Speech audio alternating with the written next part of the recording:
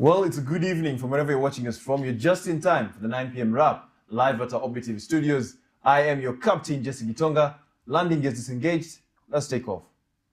You can join in the coverage live through our social media platforms at Obi TV Kenya, hashtag the 9 p.m. wrap, or you can reach out to me on my social media platforms at the Jesse Tosh.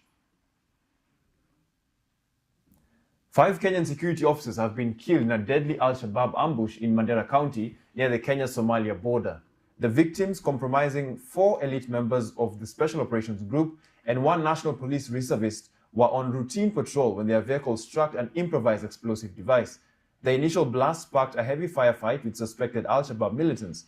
As reinforcements arrived at the scene, they were targeted by a second explosive device and intense gunfire before the attackers escaped. Security forces have launched a comprehensive pursuit of the militants as concerns grow over escalating border insecurity in the region. The Ethics and Anti-Corruption Commission has arrested 3 suspects over the alleged embezzlement of 4.8 million shillings allocated for electricity transformers in Igembe North constituency. Investigations reveal that the NGCDF committee received 4.8 million shillings to purchase and install 6 transformers across several sites, with each allocated 800,000 Kenya shillings. Although the committee purported to have engaged KPLC and the Rural Electrification Authority, both institutions confirmed they received no communication or payment and no transformers were ever installed. The suspects are expected to be arraigned in court to face corruption and misappropriation charges as detectives pursue a 4th suspect still at large.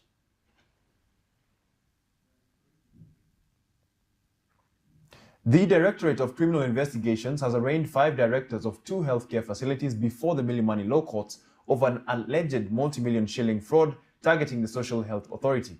The arrest followed a formal complaint lodged by SHA after a forensic audit uncovered widespread irregularities in medical claims submitted by several contracted healthcare providers. According to investigators, the audit found that some healthcare facilities previously closed by the Kenya Medical Practitioners and Dentists Council continue to operate under active SHA contracts.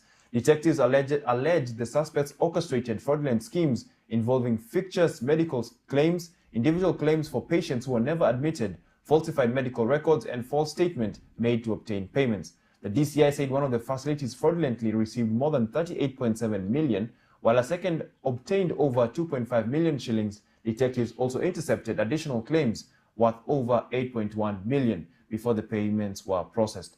The accused face charges of conspiracy to commit a felony, making false statements, and accused acquisition and use of proceeds of crime.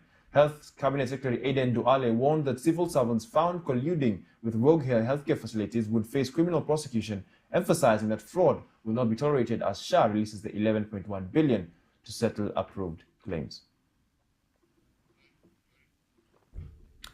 The government has stepped up plans to fast-track the proposed 2.2 trillion shilling East Africa oil refinery, with Deputy President Kithure Kindiki saying Kenya is working with East African community partners to build consensus on the project's location. Speaking after chairing a high-level meeting in Nairobi, Kindiki said Lamu has emerged as a leading potential site subject to the outcome of feasibility studies. He said the refinery would create thousands of jobs, establish a regional petrochemical hub, help shield the economic global oil price shocks, and support industrialization. The Deputy President added that the project involves regional partners and international investors, with the government continuing consultations as preparations advance.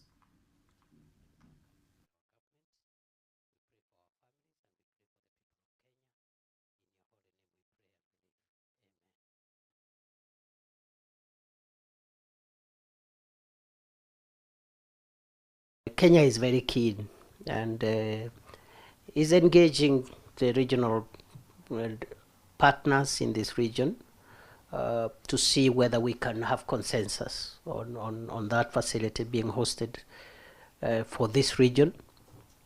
It will create jobs. It will also cushion the economy from economic shocks, and not just the Kenyan economy, but the economy of our neighboring countries that are likely to be sharing that facility.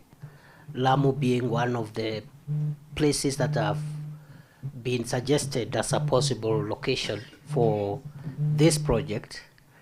And at the moment we are having feasibility activities to determine the feasibility of possible location of this oil refinery, and that is work in progress. Women leaders are calling on the government to curb potential violence, warning that growing intimidation is discouraging more women from seeking elective office ahead of the next year's elections. Speaking during the Women Achievers Conference in Nairobi, National Assembly Deputy Speaker Gladys Boss-Sholei said many capable women are shunning politics due to violence, personal attacks, and gender-based stereotypes. Sholei also condemned the sexualization of women politicians and urged political parties to provide a safe and supportive environment for women, including those living with disabilities, to compete for leadership positions. There are many women who are capable of being a better and 10 times better politician than me. But the only thing that stops them is they're scared of the violence. They are scared of the scrutiny. They are scared of their private lives being left open. They are worried about the names they call you. You know, have you ever discovered something when they want to attack a woman, and like they will always say, they'll say she's a prostitute, you're sleeping around. Then they will say that you're a drunkard. They will always look for those things, but they don't mention men in the same light. So many women shy away from it. And we must begin to talk about it as women and say we cannot allow this kind of behavior so that we can encourage more women to move into politics.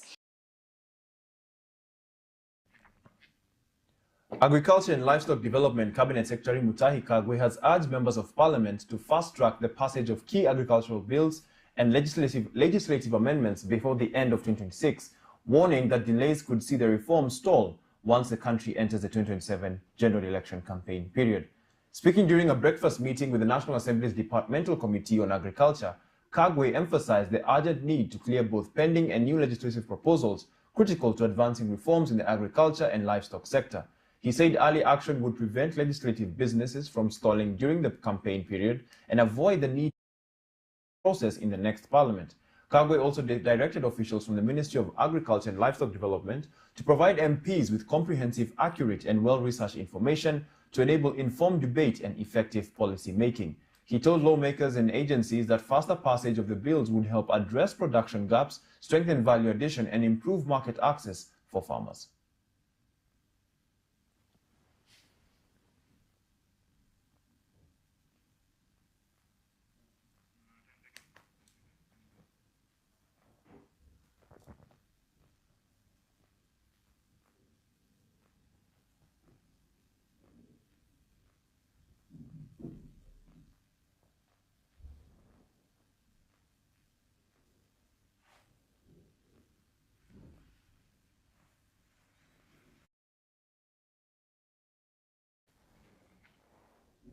The government will roll out its smallholder irrigation program to more counties after a successful pilot in Kirinyaga recorded higher farm productivity and improved incomes. The program uses a blended financing model where farmers contribute 10%, the government provides a 40% grant, and banks finance the remaining 50% through guaranteed loans. Ephantus Kimotho says the model has achieved a 95% loan repayment rate and will now be expanded to Western Kenya. The government is also targeting 2.5 million acres under irrigation to boost food security, climate resilience, and farmers' incomes.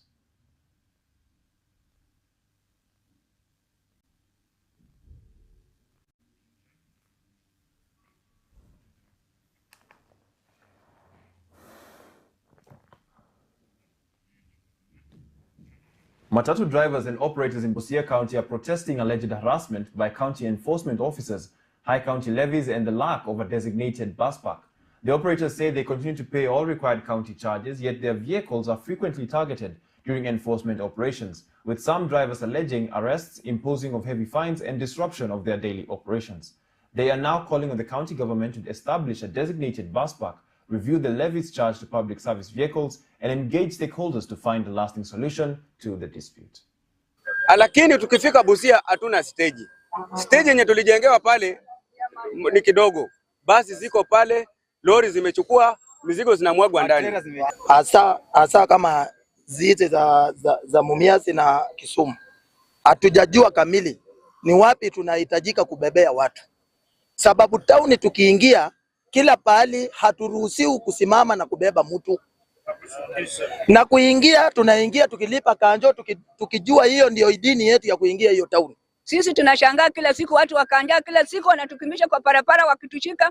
Juzi nililipa shilingi 3,000, tena leo wanatukimbisha, tumekimbisha leo tuko hapa Korinda. Kuna hasira kwa sababu tunalipa account na kule Busia hakuna stage. Stage yenye iko pale haitoshi hata gari 5.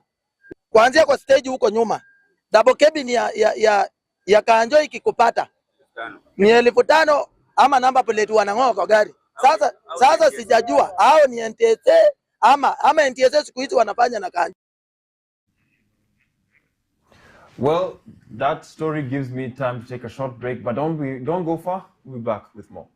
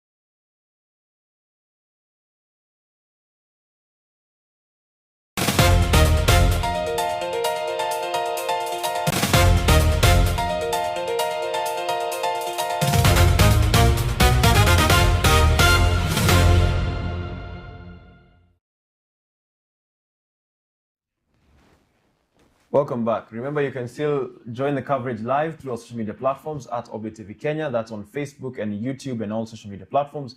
And if you want to also have a word with me, you can chat me on my social media platforms at the Jesse Tosh. The government says major infrastructure projects in Nairobi are on course for completion, with some expected to be delivered ahead of schedule. Authorities have also assured the public that security has been strengthened to protect the projects and maintain public safety. Our reporter Wanza Musembi has more. Nairobi Regional Commissioner Rhoda Onyancha led a multi-agency team on an inspection of the Green Park pedestrian underpass, Talanta Sports City and the Bomas International Convention Center, saying the projects are progressing steadily with no major implementation challenges. To look at the progress, to look at any bottlenecks that the projects may be facing, and also come with a way forward on the issues that are affecting the projects. Overall, we'll say that the projects are going on very well and they are on course, and we expect that some of them may even finish before the stipulated time. But what we can say is that all the projects are on course and we don't have major hindrances or bottlenecks that are affecting the projects at the moment. The government says the 3 projects have created thousands of jobs for young people, with more than 2,500 currently working at the Bomas International Convention Center. Officials also said the Green Park underpass is in its final stage and will soon be open to the public. Katika ahadi ya rais ilikuwa ajira kwa vijana. Tumehimiza wanakandarasi na mashirika ya kwamba vile rais ameamuru ya kwamba kila sehemu ya Kenya ipate maendeleo kwa ujenzi, kwa kimombo construction site. Vile vile tunahimiza ya kwamba vijana wapewe ajira, fuate ahadi za rais. Tunamwahidi ya kwamba ikifika mwakani huu mradi kama huu utakuwa tayari kutumika. Onyancha also warned politicians against inciting the youth to engage in violence, saying security agencies are fully prepared to protect public infrastructure, maintain law and order, and ensure Nairobi remains safe for residents, businesses, and visitors alike. Wanza Musembi, Orbit TV.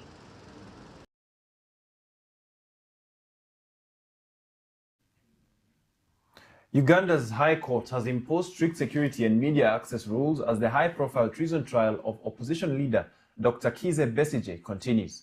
Besigye, Haji Obeid Lutale Kamulegeya and Captain Dennis Oola have until July 29th to select lawyers from a list of 786 state-approved advocates or accept court appointment counsel.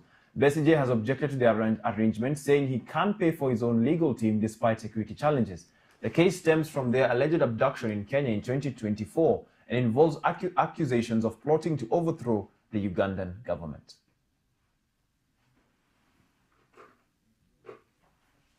The Kenya Ports Authority has conducted a full-scale emergency response drill at the Port of Mombasa as part of its International Safety Management Code Awareness Week. The simulation brought together marine personnel, emergency responders, and government agencies to test firefighting, evacuation, communication, and interagency coordination during a maritime emergency. The drills are aimed at strengthening emergency preparedness, enhancing safety standards, and ensuring compliance with international maritime requirements.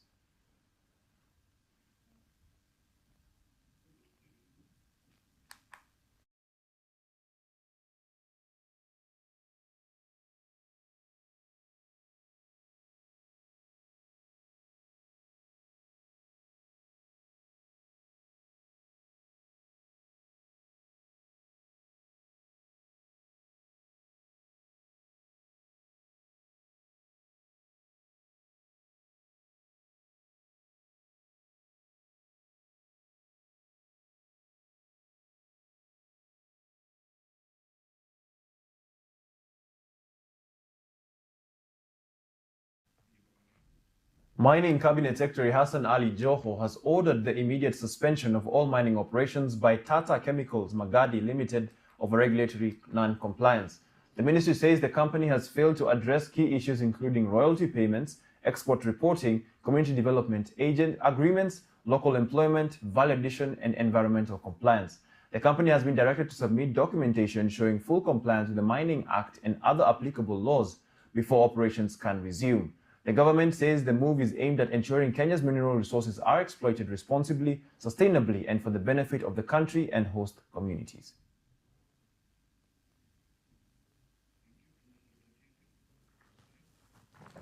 Samsung Kenya has unveiled an AI-powered digital classroom ecosystem aimed at transforming learning through advanced technology. The platform combines AI-driven learning content, interactive collaboration for up to 50 students, and NOC security features including remote device control, application restrictions, and instant software updates.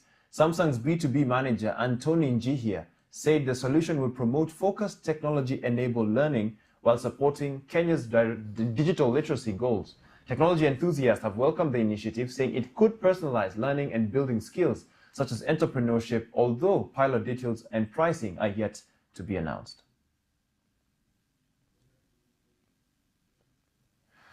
Well, let's take a short commercial break, but remember, don't go far. We'll be back with sports.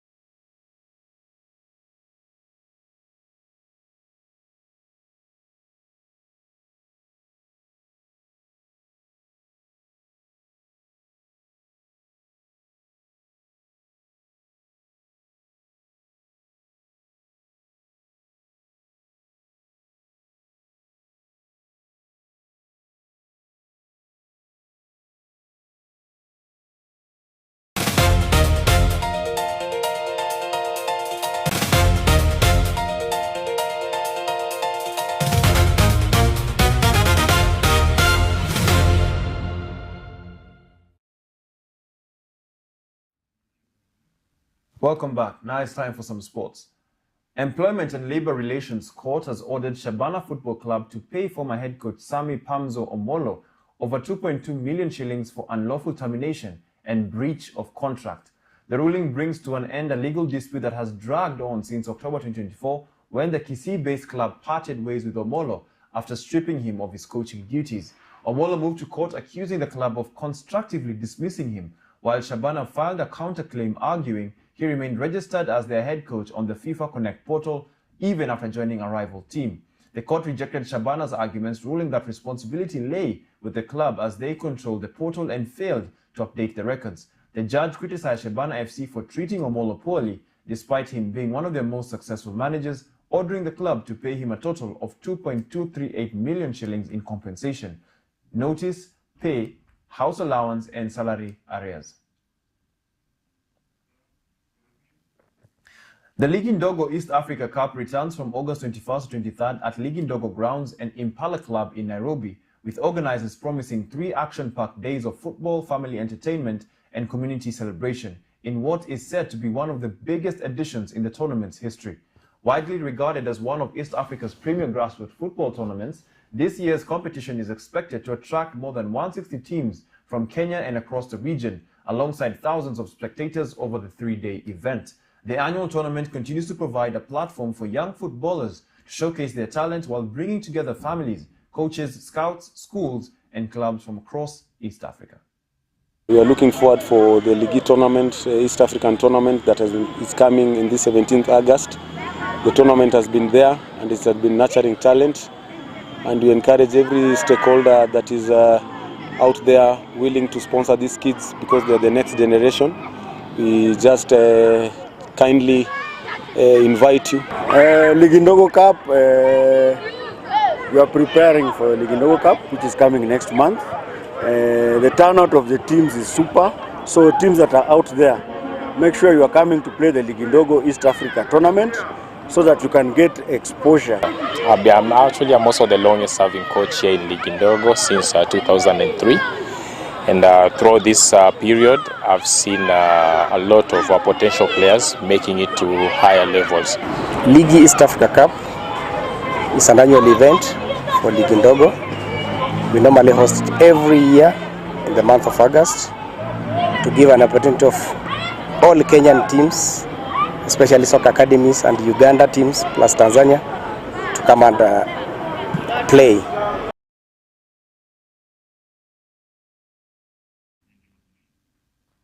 Well, we have arrived at our destination. Hope you enjoyed the flight. I have been your one and only Captain Jesse Gitonga. Thank you for tuning in. Have a good night. Oh, and don't forget, and now,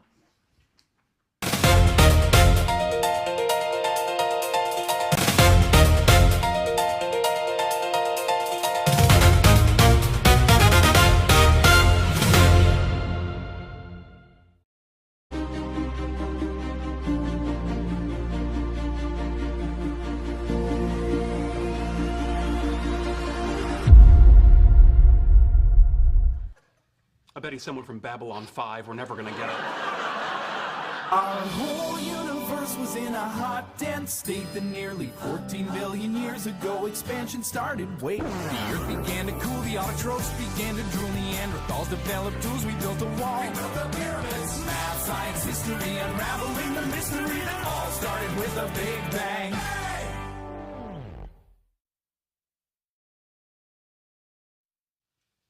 What happened with Leslie? Why did she dump you? I don't know. She just said, Howard, Mama's a Rolling Stone. And her call waiting beeped and she was gone.